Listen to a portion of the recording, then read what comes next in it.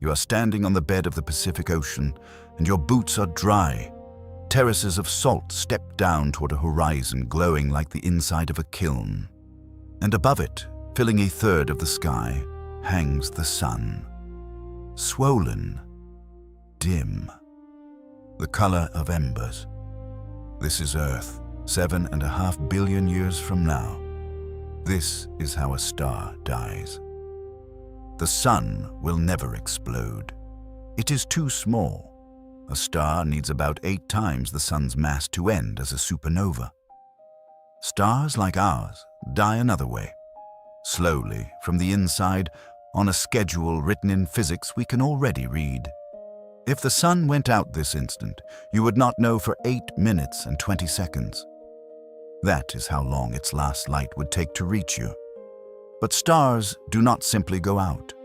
They brighten, they swell, they shed, and they settle into something stranger than an ending. Tonight, we walk the whole road, including the one question the newest science has just reopened: whether the Earth itself survives. It has already begun. The sun fuses hydrogen into helium, and the helium ash sinks and settles in the core. As the ash builds, the core squeezes tighter and burns hotter, and the whole star slowly turns up the flame. About 1% brighter every 110 million years. And on the receiving end, Earth has a built-in thermostat. Rain pulls carbon dioxide out of the air, rock locks it away, volcanoes breathe it back. For 4 billion years, that cycle has quietly absorbed the sun's brightening. About 1 billion years from now, it falls behind. A hotter Earth weathers rock faster, drawing carbon dioxide down below the level plants need. And the base of every food chain thins away. Then the oceans begin to leave. Water vapor traps heat, which lifts more water, which traps more heat, until the seas are in the sky, and the sky is steam. Earth does not end in ice. It ends the way a summer morning does, with the dew burning off. And here is the strange arithmetic. Life has flourished on this planet for nearly 4 billion years, and it has roughly 1 billion left. The sun itself has 7. The house outlives the family.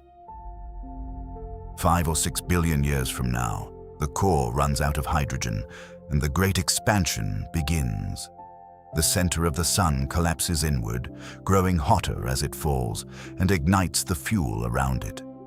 Fed by that new fire, the outer layers swell. The numbers are hard to hold in your head.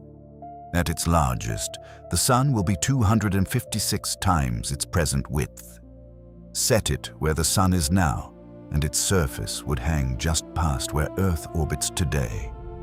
It will shine 2,700 times brighter, and it will come apart as it grows, a third of its mass streaming away on a slow wind, loosening the star's grip, so that every planet's orbit spirals outward, racing the swelling surface. Not everyone escapes. Mercury goes first, then Venus. Dissolved into the star that made them, their atoms folded back into the fire. But a red giant does not only take.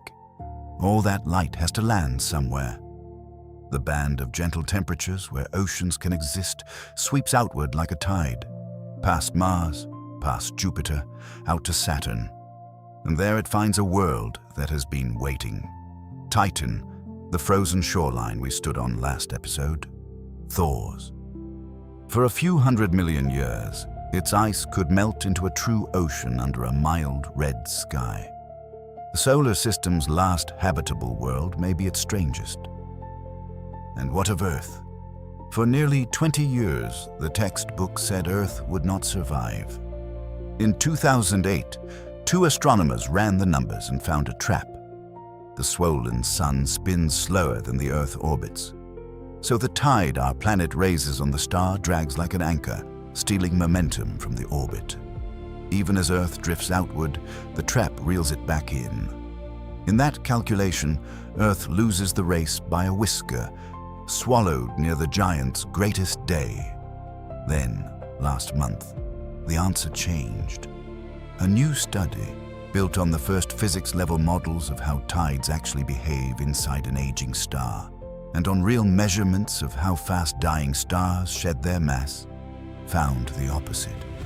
Earth probably stays ahead of the rising surface, scorched to bare rock, airless, oceanless, but intact, a cinder with a sky. The honest truth is that the verdict hinges on measurements we do not yet have. Both futures are still open.